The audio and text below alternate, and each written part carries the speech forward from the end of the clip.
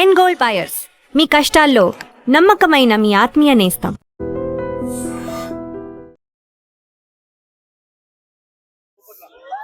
Ladies కూడా పాపము ఈ రోజు వాళ్ళ ప్రాణ నష్టం కాకుండా ఎంప్లాయ్ కమ్ ఓనర్ ఈరోజు కాపాడుకొని వాళ్ళ ఎంప్లాయ్ వాళ్ళ లేడీస్ కూడా ఓనర్ కమ్ ఎంప్లాయ్ ఈరోజు తను ఆ సబ్జెక్ట్ ని ఈరోజు చూడకుండా నిర్లక్ష్యం చేసి ఉంటే వాళ్ళ ఎంప్లాయీస్ కూడా ఈరోజు కుప్పగొలేటోళ్ళ గతంలో హర్షమేశ్వర్ల త్రూగా వాళ్ళకి చెప్తే కూడా పట్టించుకోలేరు ఎవరు కూడా. మైత్రి లోనే కదమ్మా, అంతకుముందు సనత్నగర్ కాన్స్టిట్యున్సీలో అగ్ని ప్రమాదాలు జరిగినాయి. కొన్ని నామ్స్ ఫాలో అవ్వకపోవడం వల్ల అని కూడా చెప్పడం జరిగింది. ఆ నామ్స్ చెప్పాల్సిన బాధ్యత ప్రభుత్వాలది. ప్రభుత్వం వారికి ఈ నామ్స్ ప్రకారం మీరు చేయండి, పాత పడిపోతే బిల్డింగ్ మళ్ళీ రీకన్స్ట్రక్ట్ చేయండి అని చెప్పాల్సిన బాధ్యత ప్రభుత్వాన్ని. అది చెప్తే వాళ్ళు, ఎందుకంటే ప్రజల శ్రేయస్ కోసం మనం చేసే పని ఏది ఉన్నా సరే ప్రజలు మన ద్వారా, ప్రభుత్వం ఇచ్చే సౌకర్యాల ద్వారా వారు ఇబ్బంది పడకుండా మనం చేయాల్సిన అవసరం ఖచ్చితంగా.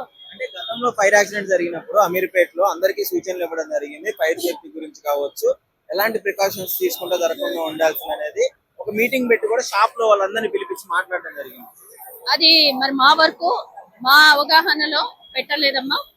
అది ఏమి జరగలేదని నా ఒపీనియన్. సపోజ్ జరుగుంటే కూడా రీచెక్ చేయాల్సిన బాధ్యత కూడా అధికారులదే. Are they following the rules or not? పరిస్థితి చూసుకుంటే దీని గురించి అంటే గత 2 గంటల నుంచి ట్రై చేస్తున్నారు. ఇది చాలా బాధాకరమైన విషయము. ఎందుకంటే ఇన్సిడెంట్ ఇంత జన సమూహంలో అయ్యి మన అదృష్టం కొద్ది ప్రజలకు ఎవరికి కూడా ఎవరు మంచిగా ఉన్నారు. చిన్న చిన్న గాయాలు అవి మాట వాస్తవం, అవ్వకుండా ముందుకు వెళ్ళింది. అది సంతోషకరమైన విషయం. మనము కానీ ఇలాంటి మళ్ళీ జరగకూడదు అంటే దీని మీద కఠిన చర్యలు తీసుకోవాల్సిన అవసరం. పిఎస్ లో కూడా మేము కంప్లైంట్ ఇచ్చాము కానీ యాక్షన్ ఏం తీసుకోలేదు. ఇప్పుడు 2 times అయిన తర్వాత ఇప్పుడు ఏంది మొత్తానికి అయ్యింది. అది పెద్దగా 12:30కి అట్లా అయ్యింది అన్న. మేమందరం కస్టమర్స్ కి లోపల ఈ లాస్ట్ లో ఉన్నాం కాబట్టి మేము కస్టమర్ కి ఎక్స్ప్లెయిన్ చేస్తున్నాం కాబట్టి మాకు పైన వచ్చే మంటలు మాకు తెలియలేదు. ఇన్ కేస్ మేము స్టాఫ్ అంతా పైననే ఉండి కింద ఉన్న వాళ్ళు పైకి వచ్చి చెప్పకపోయి ఉంటే ఇంతమంది లైఫ్ పోయేది కదా. మేము 2 times అయ్యింది, వాళ్ళు పట్టించుకోలేదు. మేము చెప్పినా కానీ కూడా ఇప్పుడు మేము మొత్తమే వచ్చింది. ఆల్రెడీ ఒకసారి పైన కాలింది, ఆల్రెడీ ఒక వైర్ అనేది ఒకటి కాలింది. అది అప్పుడు వాటికి చెప్పినా కానీ కూడా వాళ్ళు ఏం సీరియస్ ఏం తీసుకోలేదు. మేమందరం స్టాఫే, ఇక్కడ స్టాఫే మేమందరం స్టాఫ్. పైన అది కరెంట్ లేదు అని కూడా పైన కరెంట్ ఏమి ఉండదు మాకు. ఓన్లీ కింద హెల్మెట్ ఎక్కడైతే ఉందో మాకు అక్కడే కరెంట్ అనేది ఉందన్నమాట. ఇప్పుడు కరెంట్ పని మొత్తం 1 lakh అయిందన్న, ఇప్పుడే మొత్తం చేపించాము. అంతలోపే మళ్ళీ ఇప్పుడు ఇట్లా అయిపోయింది. అంటే కింద ఏదైతే స్టోర్ మీరు విజిబుల్ అంటే విజిటర్స్ వస్తుంటారో కస్టమర్లు వచ్చేదానికి కరెంట్ ఉంది. పైన మీకు కూడా పైన ఏమి ఉండదు మాకు. పైన ఏమి ఉండదు అంటే మాకు కింద రిపేర్ చేపించాము మేము. పైన కూడా రిపేర్ అంటే నార్మల్ గా వేడి ఎక్కువ వాళ్ళు వస్తుంది కదా, ఫైర్ పెట్టిద్దాము అని చెప్పేసి మేము ఇంకా స్టార్ట్ చేయలేదు అనమాట. ఆల్రెడీ ఒకసారి అయినప్పుడు మేము ఓన్లీ వాటర్ మాత్రమే పైన తీసుకెళ్లి సప్లై చేసాము. ఇప్పుడు మొత్తానికి వచ్చింది కదా, ఫైర్ బి అవి పెట్టించాము ఒక 2-3 days బ్యాక్. అవి కూడా ఎంత ఆన్ చేసినా కానీ కూడా అవి అవ్వలేదు అనమాట. సేఫ్ అవ్వడానికి రీజన్ కూడా మీరు ఇటు సైడ్ కింద కాదు, కింద ఉన్న వాళ్ళు పైకి వచ్చి మాకు చెప్పారు కాబట్టి మేము బయటకు రాగానే మేము పైనే ఉన్నాం. కింద ఉన్న వాళ్ళు పైకి వచ్చి చెప్పారు కాబట్టి లాస్ట్ 2 days అప్పుడు కూడా కింద ఉన్న వాళ్ళే పైకి వచ్చి చెప్పడం వల్ల మేము బయటకు వచ్చాము, లేకుంటే రాకపోతుంది. ఇన్సిడెంట్ జరిగినప్పుడు ఇతను కూడా లోపలే ఉన్నాడంట. మరి ఏం జరిగింది ఒకసారి అడిగి తెలుసుకున్నాం. ఏమైంది? నేను 2 గంటల నుంచి ఇక్కడే ఉన్నా బ్రో. హెల్మెట్ కొందామని వచ్చా 2 hours నుంచి మొత్తం ఫైర్ అయితేనే ఉంది.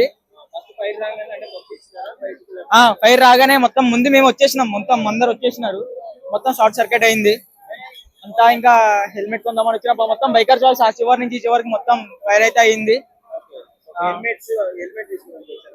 హెల్మెట్ తీసుకోవడానికి వచ్చినాం. 2 గంటల నుంచి ఇదే పరిస్థితి. 2 గంటల నుంచి ఫైర్ అయితేనే ఉంది, మొత్తం వస్తున్నారు. ఆగుతుంది, ఇప్పుడు కొంచెం ఆగుతుంది కదా. ఎవరికైతే ఏం కాలేదు, అందరు వచ్చేసినారు బ్రో, అందరు వచ్చేసినారు. As soon as we got the information, we present 5 tenders. 2 tenders came initially. Then we had to call for water, requesting the water works. They refilled it. They were not able to contain the fire. So additional 4 to 5 vehicles and their senior officers have also come. We are hopeful that it will be contained in another max of half an hour. The people, those in the shop, the helmet shop and the garment shop, those some people were there. About 10-15 people who are in the two floors, we brought them down. And as for our information, there's nobody inside, nobody is trapped. As of now, no casualties. What is the material inside that is? Material, the second floor, mostly cloths are there. That is the reason why, even though they put out, it is again catching fire. First floor also, the helmet shop, some inflammable material is there in that. That is again catching fire.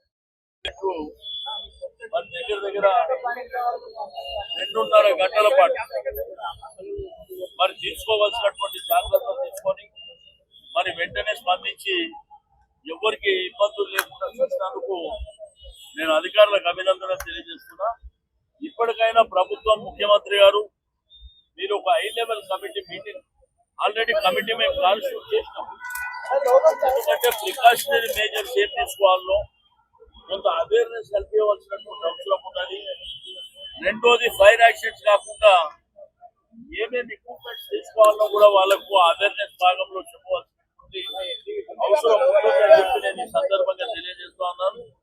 Same time media మిత్రులు కూడా, electronic media మిత్రులు టీవీలలో ఎప్పటికప్పుడు మీరు play చేయడం వల్ల అధికార యంత్రాంగం కూడా కదలిక వెంటనే జరగడం వలన మరి ఇక్కడ ప్రాణాపాయం అనేది లేకుండా మరి ఫైర్ సర్వీసెస్ వాళ్ళు మరి వెంటనే ఇక్కడ ఉన్నటువంటి ఆ ఫైర్ ఇంజన్స్ కానివ్వండి, లేకపోతే వేరే ప్రాంతాల్లో ఉన్నాయి కూడా తెప్పించి ఆ ఫైర్ ఫైటర్స్ కూడా ఇమ్మీడియట్ గా మరి స్పందించినందుకు కూడా మరి నేను అభినందనలు తెలియజేస్తా ఉన్నాను. అంటే మీడియా ఎంత యాక్టివ్ ఉంటే వాళ్ళు కూడా అంత యాక్టివ్ గా ముందుకు వచ్చినందుకు కూడా నేను అభినందనలు తెలియజేస్తూ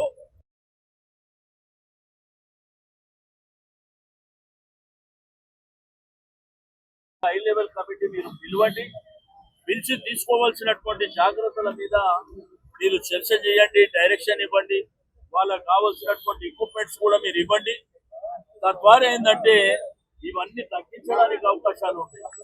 ఓల్డ్ సిటీ ప్రాంతంలో అంత పెద్ద ఎత్తున చిన్న పిల్లలతో సహా చనిపోయినటువంటి, ఏదో చనిపోయిన తర్వాత ఒక చెక్ ఇచ్చేస్తామంటే కాదు, తీసుకోవాల్సినటువంటి జాగ్రత్తలు ముందే తీసుకున్నట్టయితే ఇటువంటి ప్రమాదాలకు దారి ఇయ్యదని చెప్పి నేను ఈ సందర్భంగా తెలియజేస్తూ మరి ఇక్కడ ఉన్నటువంటి ఆ చిన్న షాపుల వాళ్ళకు మాత్రం మరి వెంటనే వాళ్ళకు కాంపన్సేట్ చేయవలసిందిగా, వాళ్ళకు కాంపన్సేషన్ ఇవ్వవలసిందిగా నేను ప్రభుత్వాన్ని డిమాండ్ చేస్తాను. ఇక్కడ అరౌండ్ మన 12 గంటల గట్ల మనం ఈ పిల్లర్ నెంబర్ 1040 దగ్గర ఫైర్ రావడం జరిగింది. ఆ ఫైర్ మనం కంట్రోల్ చేసినాం with help of fire fighters. Particular గా ఫైర్ ఇచ్చింది. మేము ట్రాఫిక్ లో కూడా మా సిపి సజ్జనార్ సార్, అదేవిధంగా మా జాయింట్ కమిషనర్ ఆఫీసర్లు మేమంతా డిప్లాయ్మెంట్ చేసుకొని ట్రాఫిక్ ఎక్కడ కూడా ఇబ్బంది కలగకుండా ప్రజలు ఫస్ట్ ఇనిషియల్ గా స్మోక్ వచ్చినప్పుడు భయపడ్డారు, రాలేకపోయారు. పోలీస్ శాఖ వచ్చి ఇక్కడ నిలబడిన తర్వాత వాళ్ళు ధైర్యంగా ఒక 2 లైన్స్ వెళ్ళిపోవడం జరిగింది. రివర్సిబుల్ లైన్ కూడా నడవడం జరిగింది. అదేవిధంగా మనం మైత్రివనం, యూసుగూడ బస్తీ, కృష్ణకాంత్ పార్క్ వయా కళ్యాణనగర్ జంక్షన్ నుంచి మళ్ళీ మెయిన్ రోడ్ మీద పంపించడం జరిగింది. ఈ వేలో అన్ని పోలేరు కాబట్టి రివర్సిబుల్ లైన్ కూడా పంపించాం. ప్రస్తుతానికి సమస్య అయితే సాల్వ్ అయింది.